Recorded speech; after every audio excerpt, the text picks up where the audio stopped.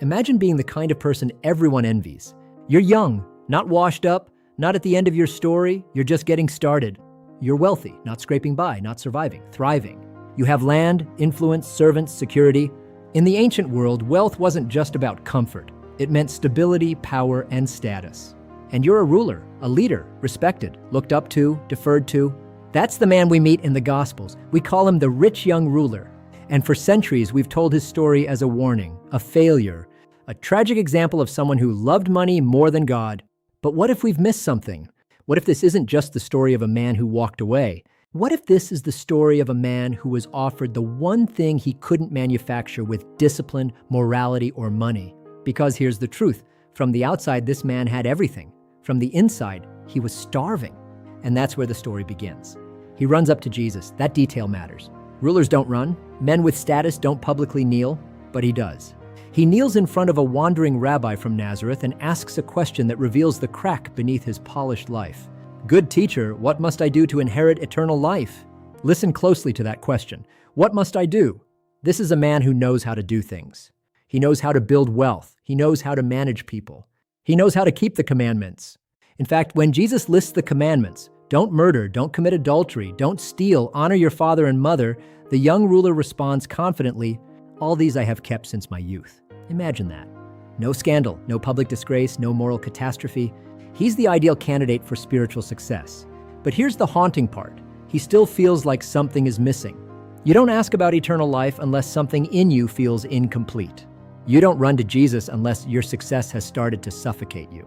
This is the tension of the modern world too. We have degrees, we have careers, we have curated lives on social media, and yet in quiet moments there's that same whisper. Is this it? The rich young ruler isn't just an ancient figure, he's us.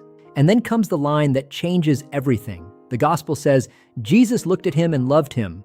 Pause there. Before the challenge, before the command, before the exposure, Jesus loved him. This wasn't a trap, this wasn't condemnation, this wasn't humiliation, it was love.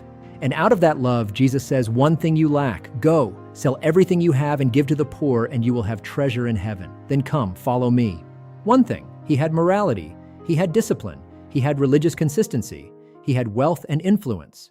But he lacked surrender. Notice what Jesus is really offering. Not poverty for poverty's sake, not suffering as a virtue signal. He offers him treasure in heaven, and then something even greater. Follow me. This is the same invitation given to fishermen who dropped their nets, to tax collectors who left their booths, to ordinary men who became apostles. The rich young ruler is being invited into inner circle intimacy, into discipleship, into transformation, into a life that money cannot purchase. Jesus isn't trying to take from him, he's trying to free him. Because the very thing the young ruler thinks is proof of God's blessing has become his cage. And then we reach the moment that defines him. He went away sorrowful, for he had great wealth. He doesn't argue, he doesn't mock, he doesn't attack Jesus, he just walks away. Sad. That word is heavy. He isn't angry, he's torn. Because for the first time, someone has exposed the one area of his life that controls him. We often preach this as a simple moral lesson. Don't love money. But it's deeper than that. This was the moment of decision. Security or surrender, control or trust, possessions or presence. And he chose security. But notice something powerful. Jesus doesn't chase him down. He lets him walk, because love never forces. The tragedy of the great refusal isn't that Jesus demanded too much. It's that the young ruler couldn't imagine a life richer than the one he already had. He thought he was protecting his treasure, but he was forfeiting the only treasure that would have satisfied him.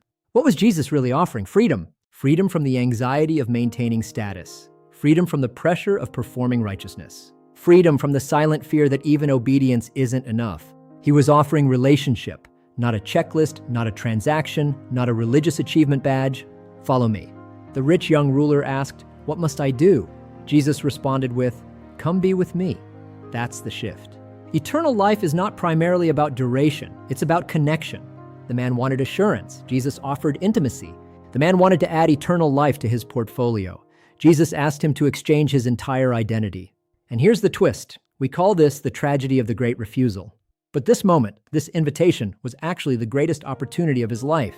It was the only thing money couldn't buy.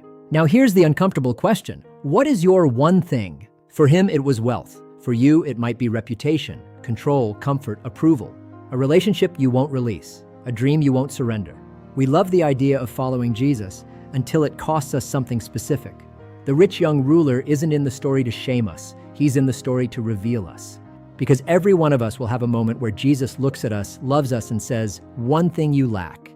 And that moment will feel like loss, but it is actually an invitation to trade temporary security for eternal significance. So here's what I want you to do. If this story challenged you, if you see yourself in this young ruler, I want you to comment below. What is the one thing that would be hardest for you to surrender? Let's have an honest conversation. And if you want more deep explorations like this, where we slow down, rethink familiar Bible stories, and uncover the deeper invitation behind them, make sure you subscribe. Because the story of the rich young ruler isn't just about a man who walked away, it's about a savior who still looks at us with love and still offers what money, success, and morality never could. The question is not whether you have everything. The question is whether you're willing to let go of the one thing that's keeping you from the only thing that truly matters. Comment and subscribe, and I'll see you in the next one.